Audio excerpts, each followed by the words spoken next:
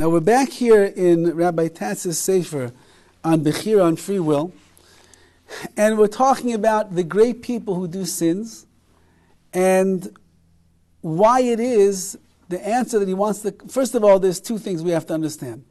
Number one, if the person was so great, why was he sinning?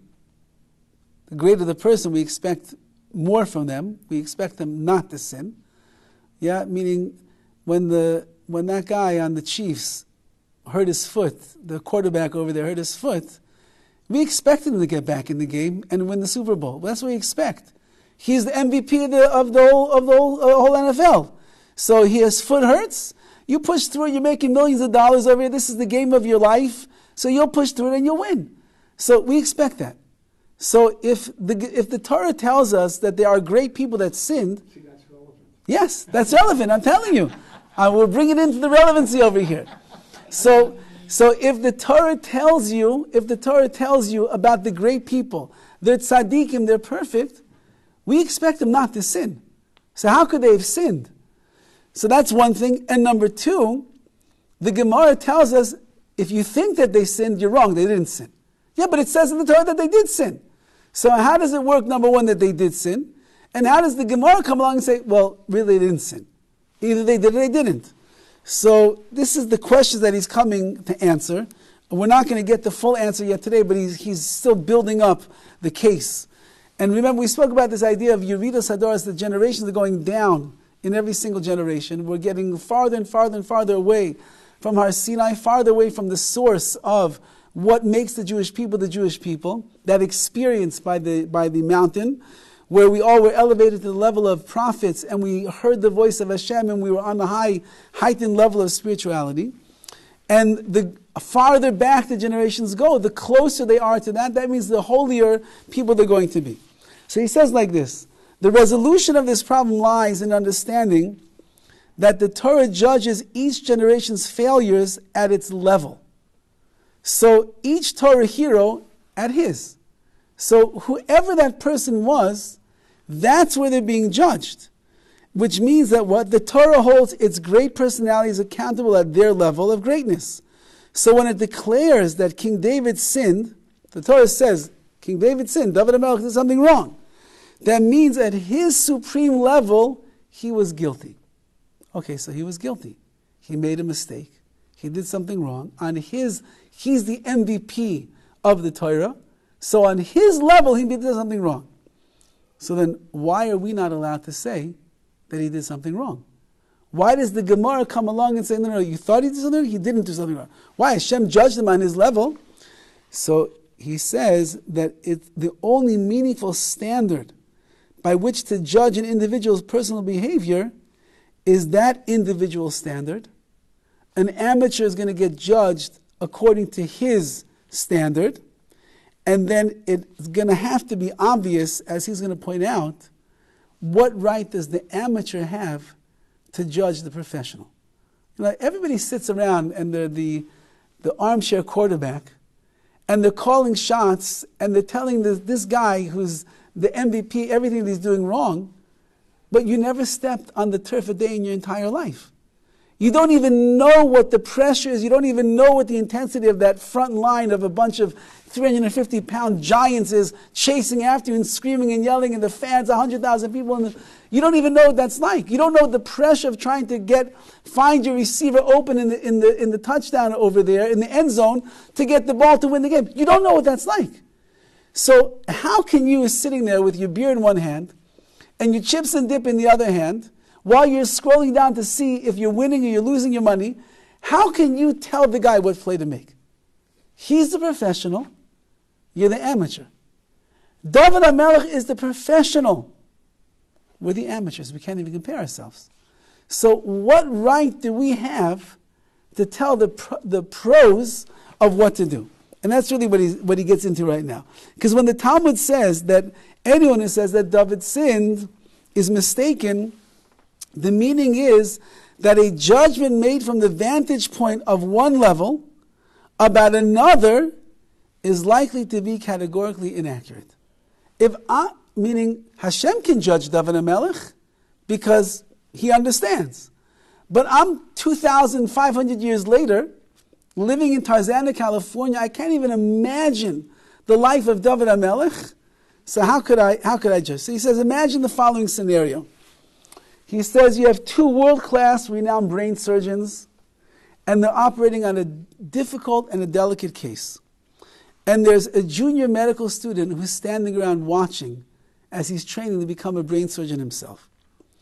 At a critical moment in the surgery, one of the surgeons makes a minute slip, and he inappropriately cuts a very small nerve that has serious consequences in the surgery going on. The other surgeon, who's also world-class, he berates him and he says, "You careless fool. Who knows what damage he just caused?" And the student, who's watching everything, of course, who didn't recognize the fine nerve that was cut, he doesn't even know what just happened, so he calls out and he says, "You incompetent idiot." So, says Rabbi Tatz, what happened here is that the surgeon made an error. And the error is serious and it's worthy of some severe criticism. Nobody has any question about that. And the medical student is correct. After all, he's just echoing what the senior doctor, brain surgeon, said. However, what a chutzpah, he says. Criticism of a great authority by an equal, that's in order. Indeed, the second authority is qualified to judge and comment. We're both expert brain surgeons. You made a mistake. I'm going to comment to you right now because you just made a grave error. But the criticism by a junior is entirely inappropriate. Despite the fact that the critique happens to be correct, it's totally out of place coming from one who is unable to access the level of challenge and difficulty that occasioned the error. So one brain surgeon to another, he understands what went wrong, he's entitled to make a comment. The junior who's standing on the outside, who doesn't even understand the difficulty of the surgery that's going on, he certainly doesn't understand the mistake that was made. It's a total chutzpah for him to come and even make a comment and make a statement. That's one case that Rabbi Tatz says. Another case. Imagine you have a youngster who leaves school at the age of 16 years old, and he takes a job in a major international oil prospecting company. His work is he prepares tea for the boss, and he posts the mail. That's all that he does. Not a major job. On one particular day, he sees a news headline announcing that his company is going to spend millions prospecting for oil in a third world country. And his immediate comment is, fools, they're going to lose all their money. Of course, no one pays attention to this less than amateur opinion. The boss here says, okay, this guy doesn't know what he's talking about. So what happens? The prospecting operation goes ahead, and after the money's been invested, the country in question experiences a violent coup. The new government nationalizes all assets, and the entire investment is lost. So when the events are duly reported, the young office worker notes the news and he declares, "I said so, you idiots. I told you what's going to happen." So again, what happened here is the company chiefs were wrong and the youngster was right. But his criticism is completely out of place. He's unaware of anything that went into the decision of this prospecting company. The board members who made it worked through many nights considering expert testimony on relevant risks and benefits, regional political stability, projected oil demands and market situations, and much else before they made a decision. And they made many, many other decisions over years of ventures, which most of them turned out to be highly profitable. So it's true that in this case they were in error, and this guy was correct, but really he has no right at all to make and have an opinion.